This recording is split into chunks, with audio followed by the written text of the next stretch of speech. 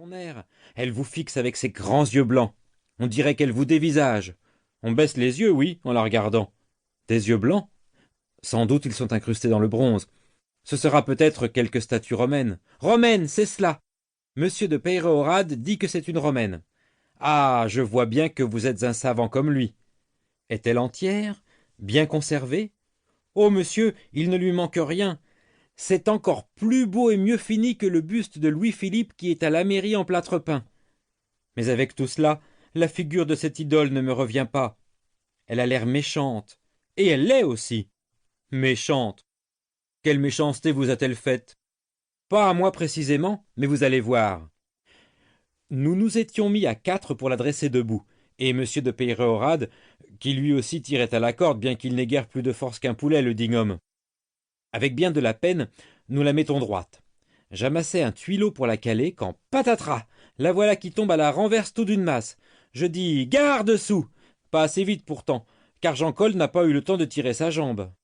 Et il a été blessé, cassé net comme un échalas, sa pauvre jambe. Pécaïr, quand j'ai vu cela, moi j'étais furieux. Je voulais défoncer l'idole à coups de pioche, mais monsieur de Peyrehorade m'a retenu. Il a donné de l'argent à Jean-Col, qui tout de même est encore au lit depuis 15 jours que cela lui est arrivé, et le médecin dit qu'il ne marchera jamais de cette jambe-là comme de l'autre. C'est dommage, lui qui était notre meilleur coureur, et après monsieur le fils le plus malin joueur de paume. C'est que monsieur Alphonse de Peyrehorade en a été triste, car c'est Col qui faisait sa partie. Voilà qui était beau à voir comme il se renvoyait les balles. Paf, paf, jamais elle ne touchait terre. Devisant de la sorte, nous entrâmes à Île, et je me trouvai bientôt en présence de monsieur de Peyrehorade. C'était un petit vieillard vert encore et dispos, poudré, le nez rouge, l'air jovial et goguenard. Avant d'avoir ouvert la lettre de monsieur de P, il m'avait installé devant une table bien servie, et m'avait présenté à sa femme et à son fils comme un archéologue illustre, qui devait tirer le roussillon de l'oubli où le laissait l'indifférence des savants.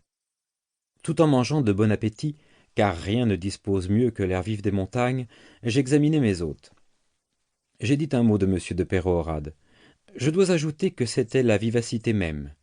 Il parlait, mangeait, se levait, courait à sa bibliothèque, m'apportait des livres, me montrait des estampes, me versait à boire. Il n'était jamais 2 minutes en repos.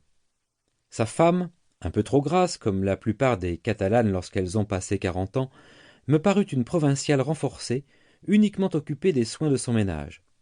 Bien que le souper fût suffisant pour 6 personnes au moins, elle courut à la cuisine, fit tuer des pigeons, frire des milias, ouvrit je ne sais combien de pots de confiture. En un instant la table fut encombrée de plats et de bouteilles, et je serais certainement mort d'indigestion si j'avais goûté seulement à tout ce qu'on m'offrait. Cependant, à chaque plat que je refusais, c'étaient de nouvelles excuses. On craignait que je ne me trouvasse bien mal à Île. Dans la province on a si peu de ressources, et les Parisiens sont si difficiles. Au milieu des allées et venues de ses parents, monsieur Alphonse de Peyrehorade ne bougeait pas plus qu'un terme. C'était un grand jeune homme de 26 ans, d'une physionomie belle et régulière, mais manquant d'expression. Sa taille et ses formes athlétiques justifiaient bien la réputation d'infatigable joueur de paume qu'on lui faisait dans le pays. Il était ce soir-là habillé avec élégance, exactement d'après la gravure du dernier numéro du journal des modes. Mais il me semblait gêné dans ses vêtements. Il était roide comme un piquet dans son col de velours et ne se tournait que tout d'une pièce.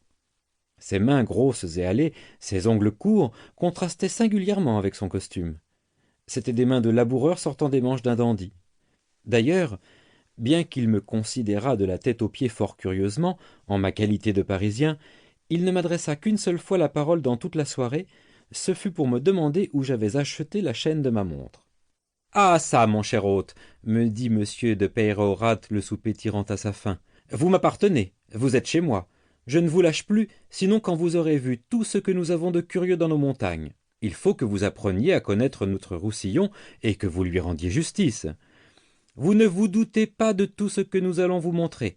Monuments phéniciens, celtiques, romains, arabes, byzantins, vous verrez tout, depuis le cèdre jusqu'à l'hysope. Je vous mènerai partout et ne vous ferai pas grâce d'une brique. Un accès de toux l'obligea de s'arrêter.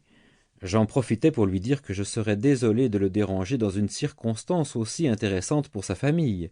S'il voulait bien me donner ses excellents conseils sur les excursions que j'aurais à faire, je pourrais, sans qu'il prît la peine de m'accompagner,